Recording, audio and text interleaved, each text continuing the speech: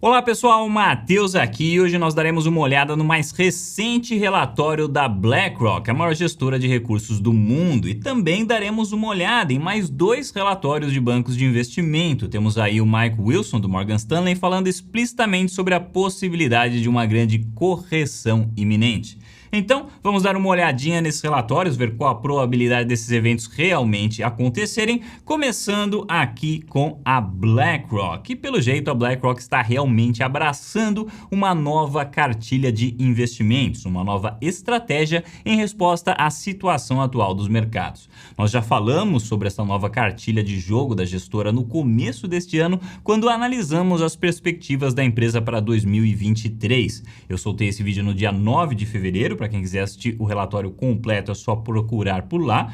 E basicamente a BlackRock dizia que o jogo mudou daqui para frente. Os mercados eles não deveriam esperar mais que os bancos centrais do mundo venham em seu resgate, porque agora eles estão de mãos atadas devido ao combate à inflação.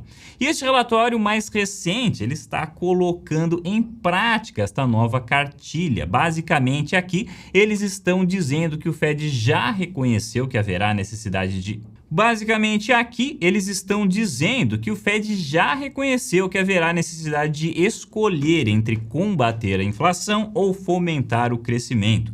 Veja neste gráfico aqui, muito interessante a comparação que eles fizeram. Eles colocaram aqui as expectativas dos membros do FOMC, ou seja, os membros do comitê do Fed, que efetivamente decidem as políticas dos juros.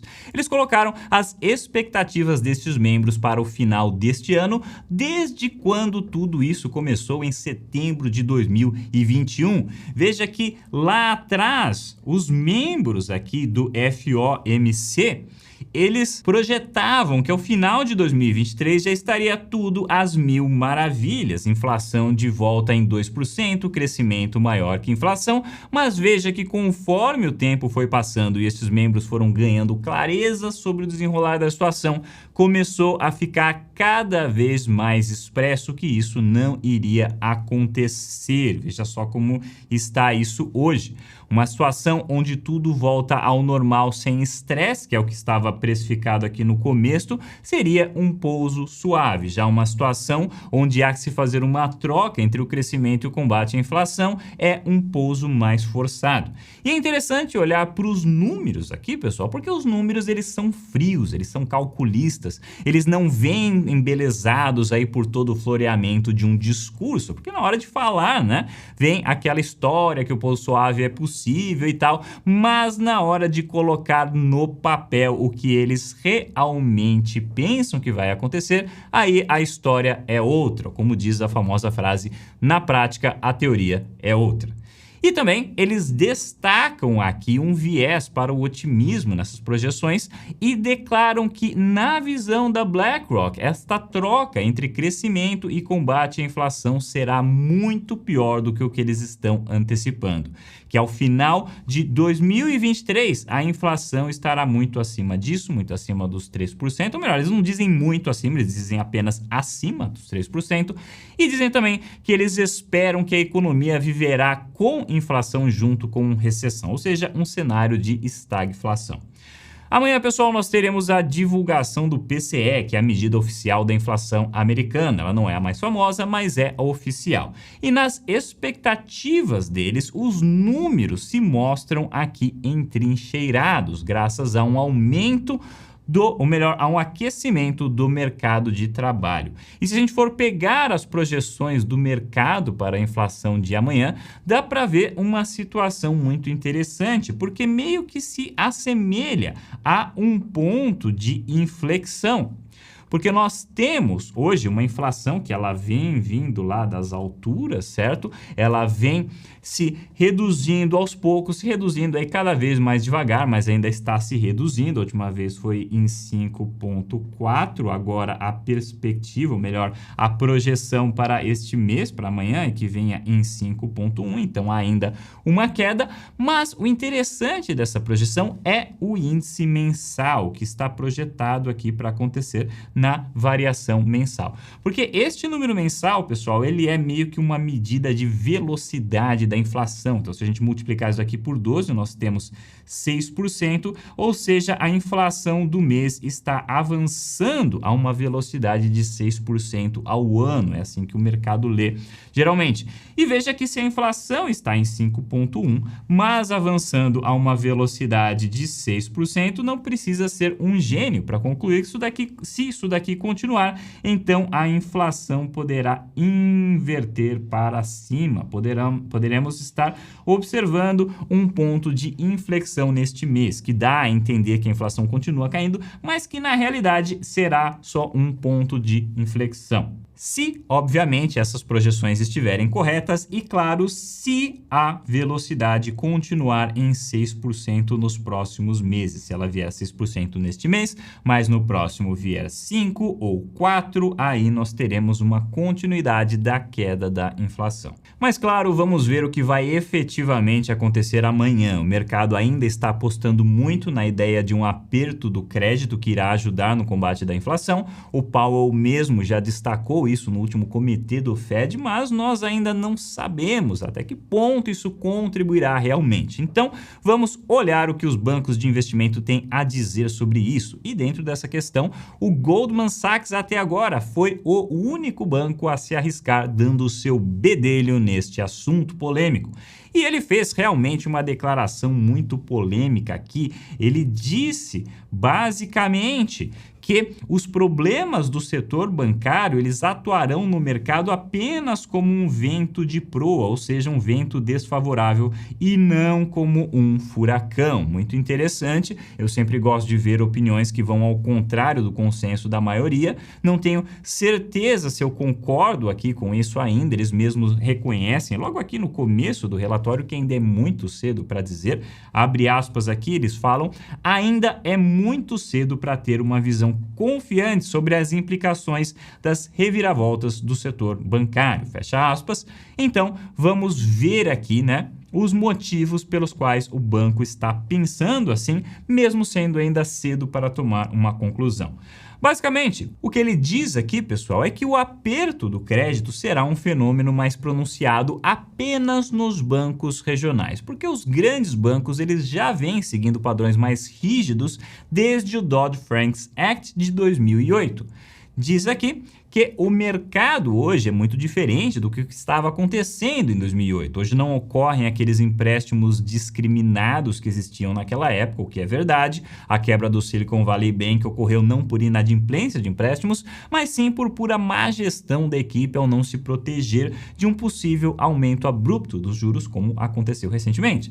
Nós escrevemos isso em detalhes no vídeo anterior, lá na época que tudo isso daí aconteceu. Busque lá na data dos eventos se você quiser saber mais. E diz também aqui que o setor privado hoje é muito mais bem capitalizado, ele tem reservas de caixa, coisa que não acontecia em 2008. Então, faz sentido isso aqui, pessoal? Sinceramente, na minha visão pessoal, eu diria que faz sentido em parte, porque se por um lado o grosso do aperto pode realmente ficar restrito aos bancos regionais e não aos grandes bancos, por outro lado, nós sabemos que os bancos regionais, na sua coletividade, eles representam uma bela fatia do mercado também. Então, é interessante saber deste ponto de vista, mas como eles mesmos dizem no relatório, ainda é cedo para ter certeza. Independente disso, pessoal, voltando aqui para o relatório da BlackRock, eles dizem que não vislumbram nenhum corte de juros para este ano. Eles destacaram também algo que eu já vinha dizendo para vocês desde quando o drama bancário começou. O Fed está fazendo de tudo para criar uma separação clara entre o drama bancário e o combate à inflação. Ele meio que está dizendo uma coisa é uma coisa e outra coisa é outra coisa. A questão da estabilidade financeira dos bancos, nós estamos resolvendo aqui via resgate dos depositantes e isso nada tem a ver com o combate à inflação. É isso que eles estão querendo transmitir de mensagem para nós. É um grande contraste com 2008, quando eles colocaram tudo basicamente ali na mesma cesta e fizeram os resgates junto com a queda de juros e o afrouxamento quantitativo. Nas palavras da própria BlackRock. Eles dizem aqui, abre aspas, ao separar claramente os objetivos e ferramentas para a estabilidade financeira dos preços, os grandes bancos centrais do mundo estão continuando com o seu aperto de juros apesar do tumulto, fecha aspas. E eles dão como exemplo aqui os aumentos de juros do Banco Central Europeu, do Banco Central da Inglaterra e também do Banco Central da Suíça, que aumentou os juros em 0,5% meros dias meros dias depois de facilitar a compra do Credit Suisse pelo UBS.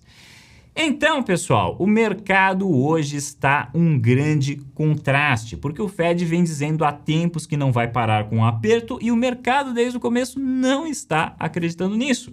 Hoje os membros do FOMC escreveram lá, ou melhor, eles escrevem lá que eles esperam fechar 2023 com juros de 5,25, mas o mercado de bonds insiste em precificar uma chance de cortes, mesmo já tendo apanhado muito do Fed nessa questão.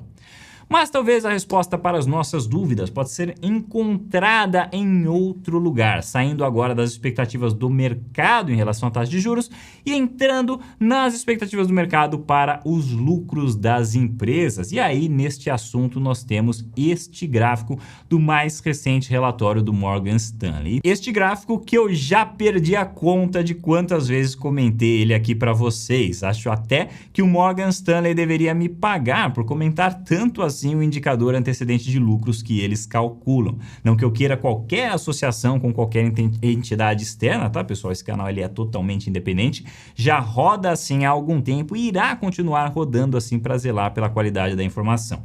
Mas crédito seja dado aonde ele é devido. Nos últimos 20 anos, esse indicador fez maravilhas em antecipar os lucros das empresas e eu gosto de indicadores capazes de fazer isso. E veja que é uma grande diferença aqui entre o que o indicador está antecipando na linha pontilhada laranja e o que o mercado está antecipando aqui.